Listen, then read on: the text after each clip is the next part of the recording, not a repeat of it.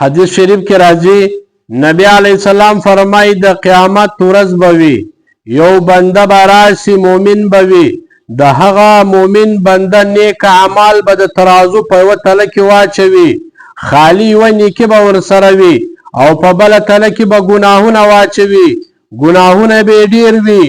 او نیکي به ورسره یوه وي او بل بنده به راشي د هغه نیکي به یوه تله کې واچوي او ګناهونه به یې په بله تله کې واچوي خو یوه نیکي به یې کمه سي خدای بالا جنتي ده خو یوه نیکي یې کمه سي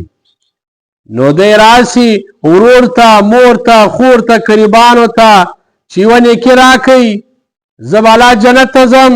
زما یوه نیکي کمه ده هغه به ورته ووایي خپل قریبان به ورته ووایي مونږ خپل پر ځانو بیریږو داسې نه زموږ هم نیکي کمه سي نو ته بل ځای کوشش وکړه نو دغه سړی به راشي هغه کس ته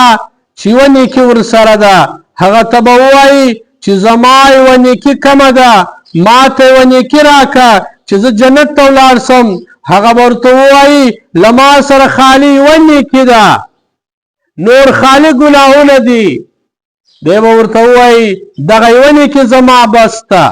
نو د یوې نیکي والا به ورته ووایي چې زه خو جهنم ته ځم زه جهنمي یم الله پر ما دا فیصله راوستلې چې زه به جهنم ته ځم نو له ما سره دا یوه نیکي ده زما دا یوه نیکي ته واخه ته جنت ته ولاړ سه ستا یوه نیکي کمه ده او له ما سره دغه یوه نیکي ده نو زه به دغه یوه نیکي درکړم ته جنت ته ولاړ سه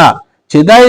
دا کار وکړي دا یوه نیکي ورکړي الله جل جلاله فرشتو ته ووایي چې دواړه راوله دا دواړه کسان جنت ته بوځئ چې دا ګناهګاره بنده زما پر بنده باندې رحم وکړي نو زه پر ده رحم کوم دواړه جنت ته بوځئ سبحان الله